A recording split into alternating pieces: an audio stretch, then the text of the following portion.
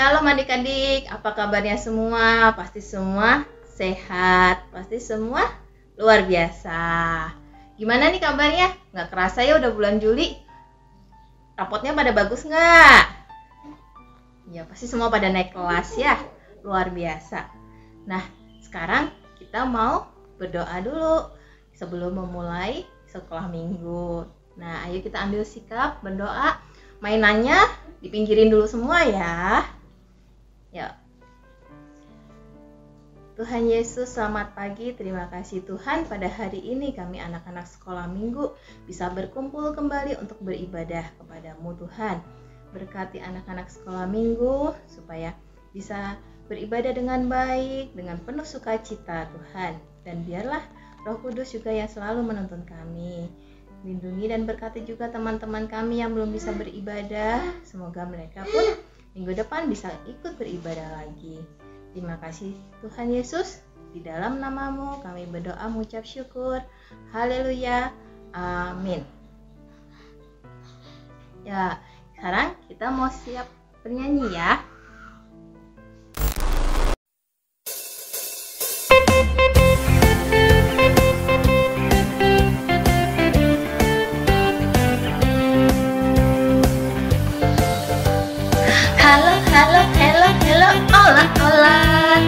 Apa kabarmu?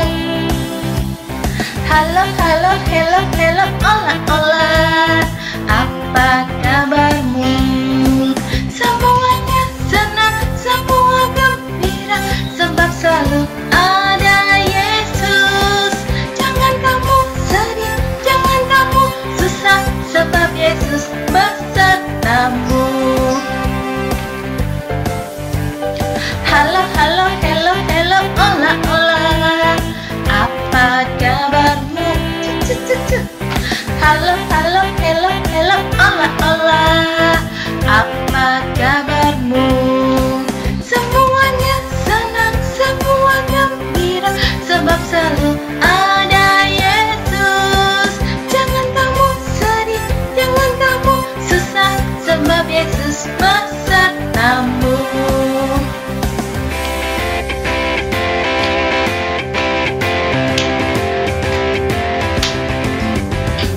Halo, halo, hello, hello, ola, ola. Apa kabarmu? Halo, halo, hello, hello, ola, ola. Apa kabarmu? Semuanya senang, semua gembira, sebab selalu ada Yesus. Jangan kamu sedih, jangan kamu susah, sebab Yesus besertamu. Sebab selalu ada Yesus. Jangan kamu sedih, jangan kamu susah, sebab Yesus besertamu.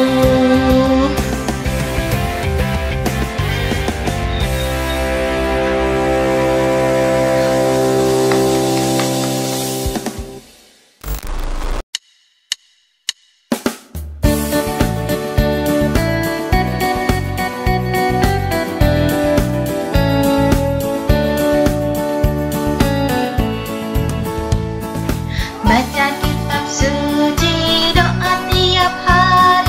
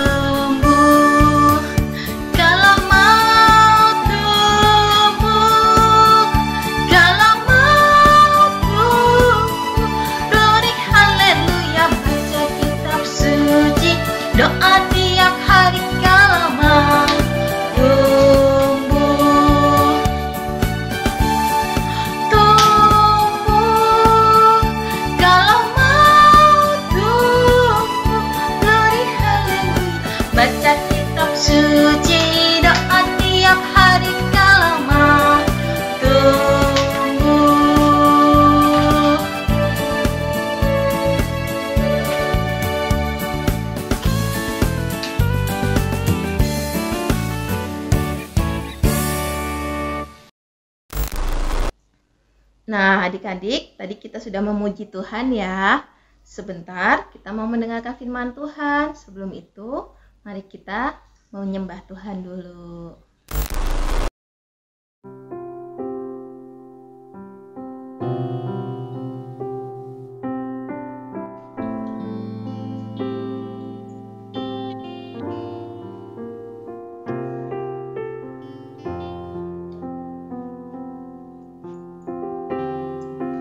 Adik-adik ikut menyembah Tuhan ya.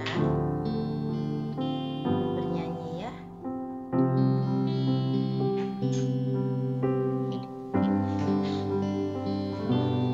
Ku cinta Yesus, sungguh aku cinta Yesus,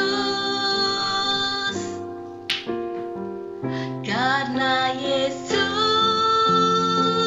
sudah lebih dulu mencintai aku. Ku cinta Yesus, sungguh aku cinta Yesus, karena Yesus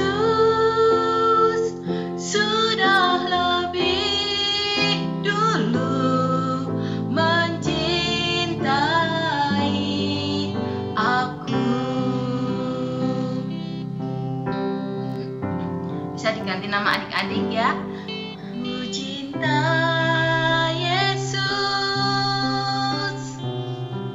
sungguh aku cinta Yesus, karena Yesus sudah lebih dulu mencintai aku. Ku cinta Yesus, sungguh aku cinta Yesus, karena Yesus sudah lebih dulu mencintai aku.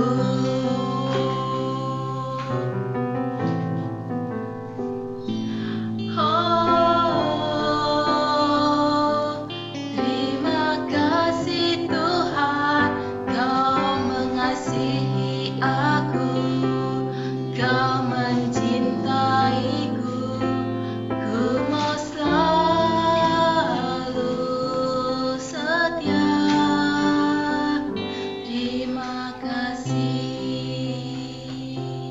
Yesus.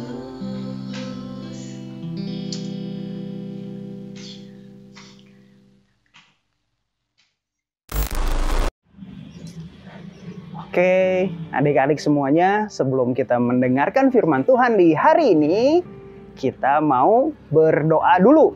Yuk, sama-sama kita lipat tangannya dan tutup matanya. Kita mau berdoa kepada Tuhan Yesus. Tuhan Yesus, terima kasih untuk hari ini. Kami sudah memuji, menyembah Tuhan. Dan sebentar kami mau duduk mendengarkan firman Tuhan. Buka hati kami, buka telinga kami untuk kami dapat mendengarkan firman Tuhan. Dan firman Tuhan boleh menjadi kekuatan buat kami semua. Terima kasih, haleluya, amin. Oke, adik-adik, gimana kabarnya semuanya? Dan hari ini kita mau mendengarkan firman Tuhan yang diambil dari kitab 1 Raja-Raja 10 ayat 1 sampai 13. Ya, 1 Raja-Raja pasal 10 ayat 1 sampai 13. Lumayan cukup panjang ini ayatnya ya adik-adik ya. Tapi di sini Mr. Edi mau ambil sebagian-sebagian saja ya. Kita lihat baca dari ayat 1 aja dulu ya. Ketika Ratu Negeri Sheba mendengar kabar tentang Salomo, berhubung dengan nama Tuhan, maka datanglah ia hendak mengujinya dengan teka-teki. Ia datang ke Yerusalem dengan pasukan pengiring yang sangat besar, dengan unta-unta yang membawa rempah-rempah, sangat banyak emas dan batu permata yang mahal-mahal. Setelah ia sampai kepada Salomo, dikatakannya segala yang ada dalam hatinya kepadanya, dan Salomo menjawab segala pertanyaan ratu itu. Bagi raja tidak ada yang tersembunyi yang tidak dapat dijawab untuk ratu itu. Ketika ratu negeri Syeba itu melihat hikmat Salomo dan rumah yang telah didirikannya, makanan di mejanya, cara duduk pegawai-pegawainya, cara pelayan-pelayan melayani dan berpakaian, minumannya dan korban bakaran yang biasa dipersembahkan di rumah Tuhan, maka tercenganglah ratu itu dan berkata kepada raja, "Benar juga kabar yang kudengar di negeriku tentang engkau dan tentang hikmatmu." Ya, cukup dulu ya sampai ayat 6 saja. Nanti adik-adik bisa baca sendiri kelanjutannya ya dari ayat 7 sampai ayat 13. Oke, di sini diceritakan ada seorang raja yang penuh hikmat. Ya, raja ini tidak lain dan tidak bukan adalah Raja Salomo. Ya, pasti adik-adik pernah mengenal atau pernah mendengar nama yang namanya Raja Salomo ya. Raja Salomo ini adalah seorang raja dari Israel. Dia itu adalah anak dari raja yang cukup terkenal juga di Israel, yaitu anak dari Raja Daud. Ya, tetapi Raja Salomo memiliki satu kelebihan yang tidak dimiliki oleh raja-raja lain di Israel, yaitu Raja Salomo dipenuhi dengan yang namanya hikmat Tuhan. Ya, Tuhan memberikan hikmat yang lebih kepada Salomo dibandingkan dengan raja-raja Israel sebelum dan sesudahnya. Tidak ada lagi raja yang hikmatnya lebih besar daripada Raja Salomo. Ya, setelah itu Raja Salomo menjadi raja yang masyhur dan namanya itu cukup terkenal sampai ke seluruh dunia. Dan saking terkenalnya ya pada saat itu ya, walaupun belum ada teknologi seperti sekarang, seperti apa nih?